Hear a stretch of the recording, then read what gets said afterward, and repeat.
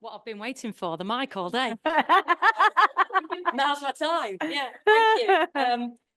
Could you just put next slide on, Bill, please? Okay. Yeah, it's really, really great to be here. And our session this afternoon really encaptures everything that we've been talking about in terms of the themes that have emerged and the impact of a coaching culture, how we create teacher agency, and what is it about the work that we're doing at Diverse Academies Trust that is having an impact so that we are retaining the talent and we are keeping people. Myself, worked at the Trust for 18 years. I don't guess for Delia, but it's over 20. And Jamie, our colleague, who's joining us later.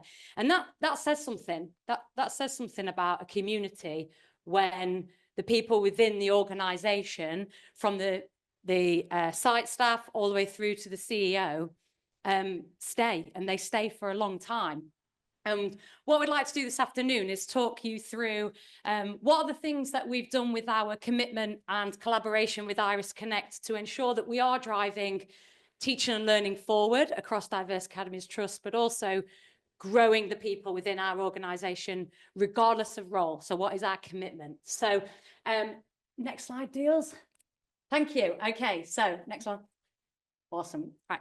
Diverse Academies Trust, we're based in Nottinghamshire and Lincolnshire, and we're 14 schools, soon to be 16. That's 6 secondaries, 6 primaries, 2 specials. And we've got 2 coming on board, which is really exciting next academic year. And our vision, as you can see on the board, is to inspire, to raise aspiration, and to create brighter tomorrows. And what underpins that from the CEO, if you was to go onto our website, is collaboration. Okay, and I'm in a really privileged position to be strategic lead for people development with the investment and growing the people within our organisation. So I work 2 days a week across the trust, developing people through mechanisms like Iris Connect and coaching, so that we retain the talent and it serves the communities and the people that we serve. So this is what's really important to us, is that we invest in growing high-performing people.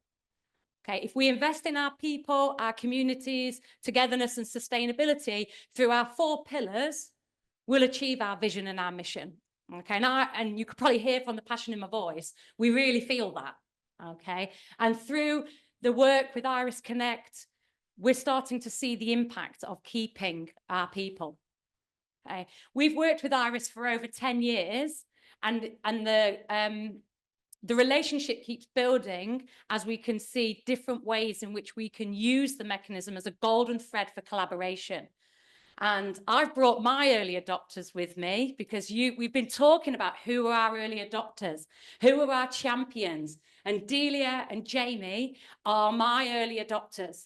Okay, they've got roles across the trust and they'll explain to you how we are creating high-performing people through investing in their professional growth at different stages of people's career. So it's with great pride and pleasure that I'm going to pass on to Delia, who's going to share a case study of the work she does across our trust, followed by Jamie Tegerdine, who will introduce his role and what he's done. But hopefully what you'll hear from the end of this is how people feel valued to work for Diverse Academies. Their growth really matters, and investment in our people matters to us. So thank you, Delia. Thank you very much. Lovely to speak to you this afternoon. So I'm Delia Nicholson, and my role across our academies is leading on the early career framework and ECTs, and that's something that I'm passionate about, making the best start to a teaching career. But up to a third of those teachers that I train in those first 2 years, even with that great framework that's been developed and is just about to be morphed and developed and hopefully improved even further, a third don't make it to past year 5. That's nationally. I mean, our retention is pretty good, but it's still something that absolutely breaks my heart. Now, my colleague Vicky, hopefully she's watching today and feeling a bit better, but we've built this Focus 5 as a way of retaining the talented ECT that we have, of which I probably think we have about 60 or 70 per year across year 1 and year 2. So currently, Focus 5 is years 3, years 4 and years 5. Okay, so the idea would be to build something with those teachers to make sure they want to stay, that they're energised and that they're passionate about it. Okay, we've created this bespoke programme so that the golden thread that Stacey mentioned is not broken, so that the gap between the ECF and I suppose MPQs and developing that kind of thing, there's that bit in the middle where they can dip. And we were determined to combat that. We've got a strong coaching culture and our schools generally using IRIS. So that's the context behind it. So we're using obviously IRIS Connect as a key tool and to create agency. They're going to do some research with us. They have some input with us. We then kind of build that over the course of 2 or 3 sessions that they buy into. They choose the pathway, and it's developed over 3 years. So I'm really talking to you about a journey that's not just a one-size-fits-all, really. But IRIS has been the thread that's kept it kind of together.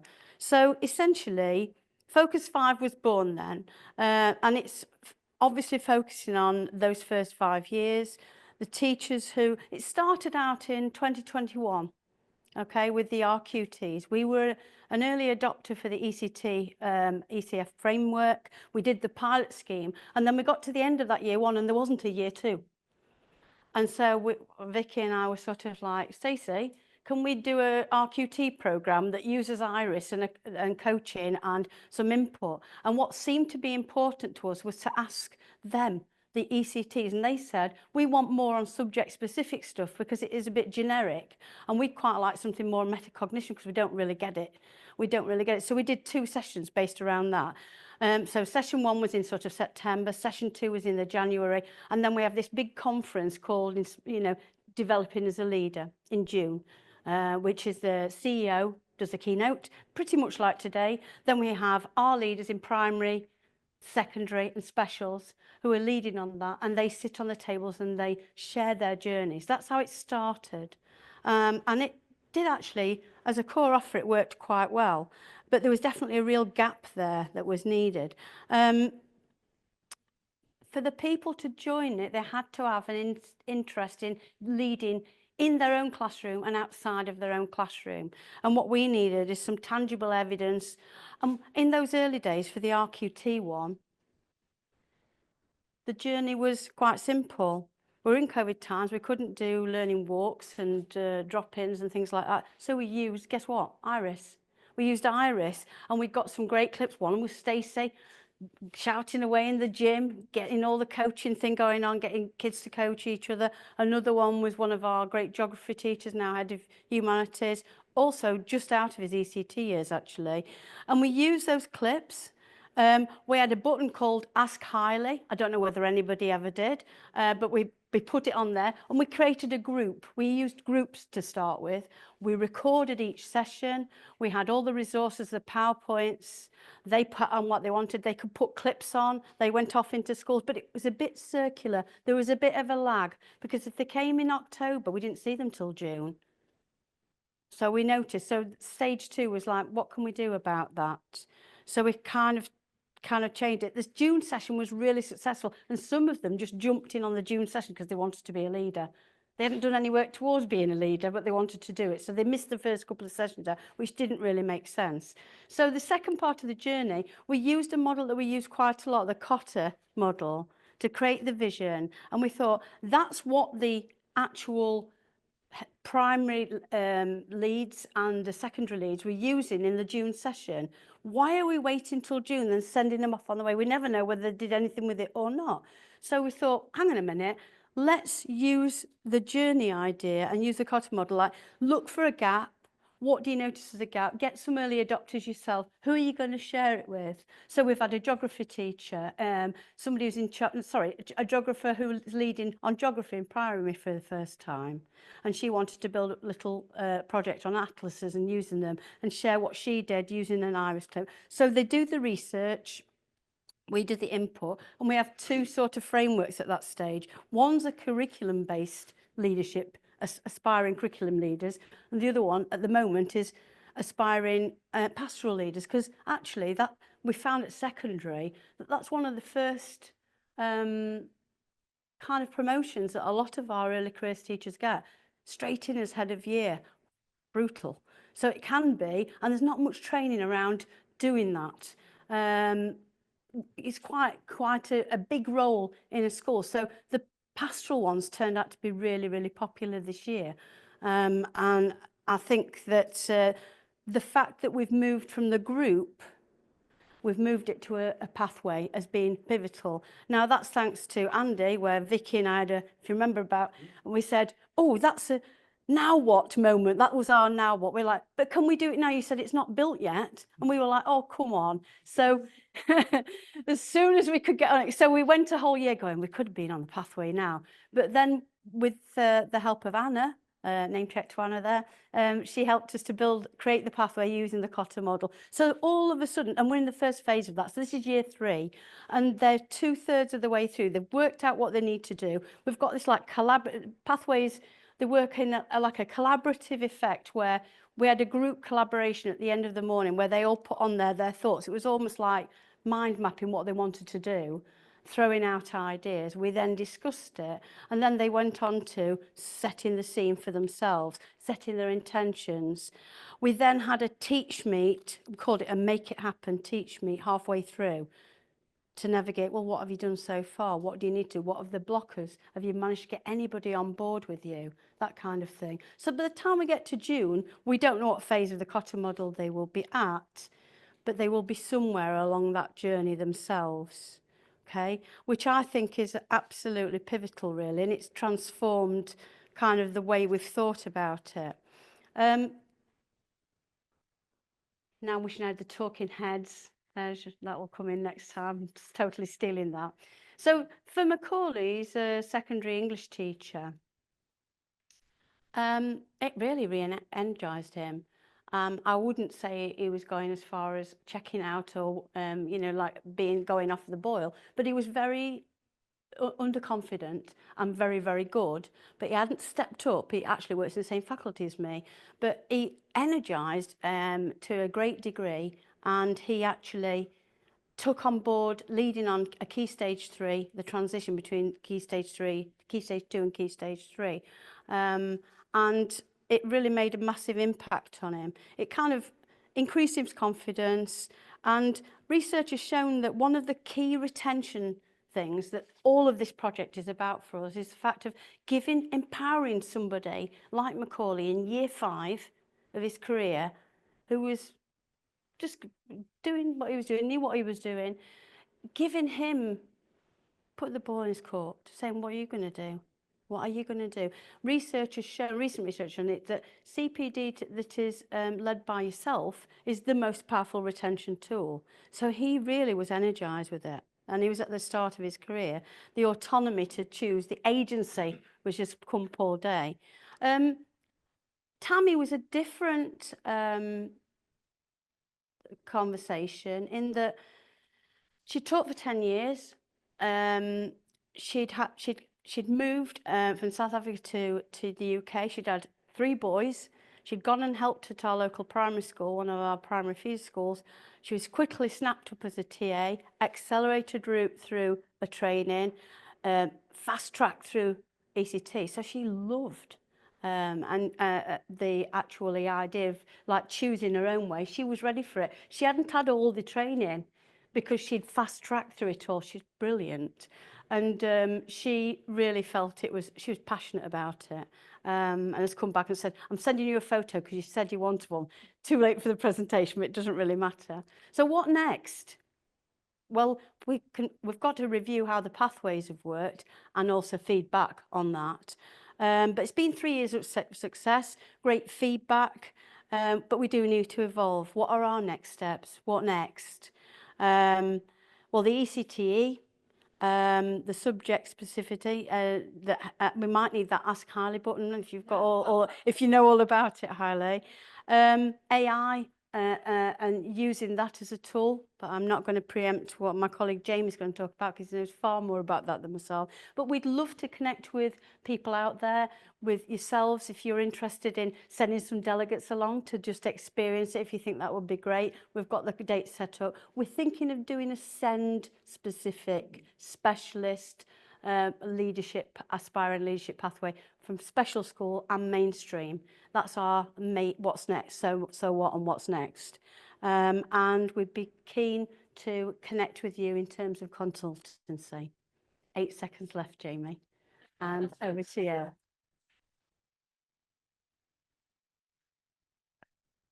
Oh, there is. Right. Okay. Thank you. Thank you. Do you want me? Shall I use this microphone? That's fine. Does that clip? No, I'll just hold it. That's easy. Hello, everyone. My name's Jamie Tegerdine. I'm strategic lead for teaching, learning and professional development for Diverse Academies Trust. I've been teaching 21 years, been at Tuxford Academy for 21 years, would you believe, somehow. So that says something about the retention culture that we have at Diverse Academies. Alongside my colleagues, we're also Alevi professional facilitators and coaches. So we work for Alevi within our organisation and for them as well. It's been great to hear the journeys that all of you have been on this afternoon with Iris and other things. Just want to set up the conditions, I suppose, for how we've used Iris over the years. We actually started with video technology in 2006 through the Network Research Lesson Study program that came through from the Japanese schools, and we were using camcorders with DVDs. So using Iris Connect now is absolutely fantastic, because downloading those kind of things onto old players and big cathode ray tubes was a different ball game altogether, and suffice to say it didn't necessarily have the impact we hoped it would have. So nearly 20 years of using video technology. Again, in terms of the conditions for using Iris, we've had many conversations today about the types of things you might need to set up, whether it's assemblies, technological support, all those kind of things. But for us, it's been about having the right culture and the right people working in those teams. And our personal development plans process is key to that. Coaching is at the centre of what we do at Diverse Academies. I noticed the TLC model from you guys earlier, and that's part of our personal development plan process. The T, because this is for all of our staff, stands for teaching, but also technical expertise. We've adapted it slightly. Leadership and management and coaching and facilitation, with the sweet spot in the middle. Okay, so twice a year, staff have, all staff have an opportunity to discuss, this is the minimum, I suppose, to discuss their key foci. And I mean all staff. And from that can come key actions. Sometimes it's using Iris themselves. Sometimes it's watching a clip. It might be using the walkthroughs, whatever's necessary for that member of staff. There's not a one-size-fits-all approach. If you want to know more about that, because that's a few hours on its own talking about it, there's a blog on Sir George Berwick's website. There's a 3-part blog that talks all about our approach to that. I can link that later if necessary. So in terms of exemplifying expert teaching, there's lots and lots of different ways in which we do this. But as a trust, over the lockdown times, we decided that we really needed some shared language to talk about teaching and learning. We have schools in very different positions, primary schools, secondary schools, special academies. We'll have 3 special academies as of next year. So having some principles that when I go and talk to leaders and teachers, and the rest of us do, to talk about teaching and learning was really important to us. And actually, rather than invent our own, you'll recognise these as a version of Rosenshine's principles of instruction. They're not rules, and this talks to the tension between what we ask people to do and what agency they have that we've discussed all day. They are there as a mechanism for stimulating conversations, not as a way you must teach. Okay. Again, the schools are in very, very different contexts. However, we do explain and define what we mean by those. Working with Tom Sherrington and walkthroughs, we've exemplified those in our teachers' toolkits. These are physical books that are in our secondary academies. But again, there are type bits in there, which are the principles, but the academies have contextualized those to their own particular context, and none more so than our special academies that have really put a different twist on it recently because of the challenges with the students that they teach, particularly around the standardized kind of memory model. It looks different in our special academies. So there's done some amazing work on their teachers' toolkits that are coming out this summer. Is that not working? That's fine. No problem. I feel like a professional now. So there's the teachers toolkit, and this is all about retaining culture within our academies and making sure we have got those golden threads that we believe and know are important, but also having the agency on an individual level, but also as a team to do what's right for the people in front of you, whether that's staff or students.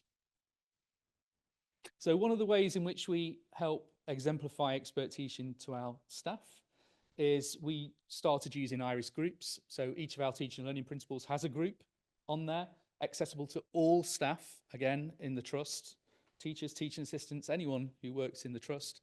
And within there, our teaching and learning leaders are encouraged to recommend clips to put on there from great practice that they've seen. Okay, there's some fantastic material on there. At the moment, it's mostly secondary academies. We're just working at the moment with our primary academies because we really want to see, show our year 7 teachers what amazing stuff year 6 can do and really help support with that transition. Yeah, because it's very rare a secondary teacher gets to go in a primary classroom, and this is one of the ways in which we can do it. So I guess lots of you have used it in that way, but having that there for people to use at any point is really good, and I'll share an example of that in a second. So behind each of those groups, we do actually, like in the physical teachers toolkits, exemplify what we mean by each of those principles. And again, there's some suggested walkthroughs in there. They're not a must do, they're just suggestions, and they change over time as people recommend ones to put in there. But we think that's been, having the walkthroughs in there has been a really fantastic addition, joining those different subscriptions, I suppose, as a trust that we pay into. Bringing that into one platform has really made a massive difference to the use on them. So thank you for that. That's been very helpful. So this is just a clip from Reese. He's a year 10 maths teacher at Eastleigh Academy in South Nottinghamshire. He came from an academy that had only been there a year or two, I think, where he didn't have a lot of agency in how he taught. Suffice to say, he might be listening now, so I'll be careful about what we're saying. But he wanted to have some freedom in how he taught. He's an excellent maths teacher, yeah, and he wanted to share that in his lead practitioner role with his team. And in one of our coaching sessions, we talked about using IRIS. He hadn't used it before. We discussed what it was. We modelled it out, and he did a lesson around using mini whiteboards. We clipped it down to only about 6 minutes long, which is doable. We can watch that. We have 6 minutes. We don't necessarily have an hour. So we clipped it down. And I would say that clip has been used in all of our academies for various reasons. One-to-one coaching, whole school CPD sessions, working with our teaching and learning leads across the trust. If you look at his insights on there, written insights from members of staff, there's feedback from people from all different settings, levels of experience, and he found that so powerful. It's my most used clip on IRIS, I think, when I'm going around academies. He was our, Reese's lesson was our kind of segue in to, let's have a go at this IRIS AI Insights. It was the first time, and we just sat down and had a play with it and used the Rose and Shine Assistant on there as an easy way in. It's already made, thank you very much. And I just needed to click a button within a couple of minutes. Wow. All of the teaching learning principles with feedback, detail, timestamps to the part in the clip where it was, suggestions, and even at the end, 3 different walkthroughs that you might want to have a look at was astonishing. It was eye-opening. I couldn't quite believe it, to be honest. The test was, what does Reese think of it? Reese likes direct feedback. He wants us to say it how it is, and he liked that very factual, professional, rather than personal, if you like, feedback. So that was great. That led us on to thinking about, so what might this look like across the trust? We've played with it with Reese's clip. What frequency and what quality of feedback are our teachers getting, and what do they need? It's different depending on expertise. I only teach 1 day a week. I still teach, but I only teach 1 day a week. Might be different for me than for one of Delia's ECTs.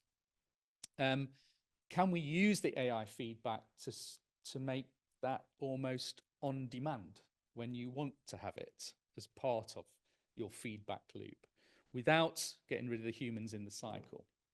So just to test this out, when I actually do teach, I'm a teacher of design and technology in one of our secondary academies, and our teaching and learning lead at that academy, Nikki Ashton, was focusing in early January, so relatively recently, on strong starts to lessons. That was one of the key focus points for the academy. And collaborating with her faculty teams and teachers, the school collaborated on what a strong start to a lesson might look like. Okay, I won't break this necessarily down right now, but it's about do now activities, registers, meeting and greeting, all those kind of things. So this was a collaboration from the staff team and an agreement over a few weeks of what that would look like. So we all started on this process, but my mind was going, now I'd seen the AI insights. What if we could ask Iris to look for this, and what might it say? Would the feedback be any good? Would it be useful? Would it help us see if we're doing okay with what we want to do? But the other side of me, with my trust hat on, I'm writing trust AI policy along with teams of people across the organization, was, will it meet our guiding principles? And now these haven't even been, probably the governors haven't seen these yet, so sorry, but this is where we're at the moment. We are thinking about what should AI look like in the main, and there's a whole policy behind this, but this is kind of where we're at. So it should enhance, not replace human creativity. It should help staff manage workload, not increase it. So we're kind of applying these tests to the AI insights and whether that would work. So again, this is really, really early days. So going back to the Dr. Ice model, R is role modeling, isn't it? So as a leader, who's going to have to test this out? It's going to be Jamie, isn't it? So I've got to be the one who goes and has a go at this. So I filmed some of my lessons. I teach year 9. I was teaching computer-aided design technology. Monday and a Friday morning, I have this class, and I just started filming my potentially strong starts. Yeah. One camera on the door, meeting and greeting, one in the classroom. So I've got 2 different views, a microphone on the table. And with the help of Matthew and other members of the team, I wrote a custom AI prompt just one afternoon off the cuff to see what it would be like. I fed in our documentation that exemplified the 5 steps of the strong starts. I also directed it almost like a film director as to how I wanted it to speak to me, what tone I wanted it to embody. A nice tone in this case, be kind. And that was the prompt. To what extent does the lesson reflection follow the 5 steps of the Tux Academy Strong Starts? There's the 5 steps. And behind that was fed in our Word documents with all that kind of stuff in there. It was quite bonkers what it came back with, really. There's only a couple of examples here. We've since tried this on, I would say, about 10 different lessons, and with the help of Matthew, we've tweaked the prompt behind the scenes. We've adjusted how the documentation goes into there and what the best way of doing it would be. We've adjusted how it presents the feedback back to us. One colleague, Victor, I put this on his reflection that he'd kindly shared with us in our design and technology faculty meeting, because we use iris clips each time we meet around a particular focus. We get into groups and we look at it and feedback very fluidly to each other where we're at. I didn't type it in, I just applied this to it without telling him, and he thought it was me, which is worrying, isn't it? So I don't really know what that says, but just as a side tangent, interestingly, another teacher has asked me if I can get it to feed back in a less nice way, which I thought was an unusual. He wanted a very direct, no messing. So yes, well, I was thinking Mr. Bronson from Grange Hill because I'm of that age, but yeah. So he wanted a Mr. Bronson feedback. So that's next week's job, to play with that. I've just got to make sure that doesn't go out as the main one. Otherwise I could be in trouble. So the feedback around the AI insights has been extremely positive. The free credits have been very useful to trial with this, and hopefully we've been adding something by feeding back to the team with our experiences, and we really want that to continue. And the support has been fantastic with doing that. And I'd really encourage you to write a custom AI prompt. It's really not that difficult once you've done one. We're now looking at custom AI prompts for exemplifying our coaching processes through our personal development plans. Stacey and I facilitate the power of coaching, advanced power coaching for Allevi, and we're looking at, well, how well are we doing that, and as a self-reflection tool. That's one of the things we want to do. I mean, given another half an hour, I could tell you the whole list of ideas that we've got, but on a very basic level, we want to empower teachers to share their reflections to these teaching learning groups. So when we're talking about our teaching learning principles, you need that culture where people don't feel afraid to share. And that's aside from the system. That's got to be built day in, day out by leaders role modeling that, everybody role modeling that. We want leaders and facilitators to habitually use reflections in CPD. That's been so powerful. When we people share clips and we use them in CPD as part of the session, people feedback during CPD sessions on clips they've seen. That's building feedback to the person who shared it maybe a year before, but they're getting more feedback from a wider variety of practitioners. And really excitingly, developing these custom AI prompts, but with keeping the human in the loop. I alluded to earlier, not all drops in practice are around understanding or knowledge. Sometimes it's life. Stuff happens in life, and having the human in the loop recognizes that can be the case, and that it might be a temporary thing, and we don't necessarily need to go down the line of pedagogical input or coaching around their subject knowledge. It might be they need to get through this part. So having the human in the loop, we believe, is still really, really important. But yeah, we're really excited.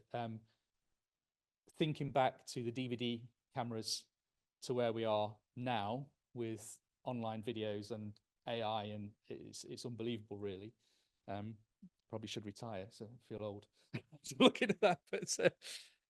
But no, thank you. It's been great listening to what everyone's got to say today, and great connecting with everyone. Thank you.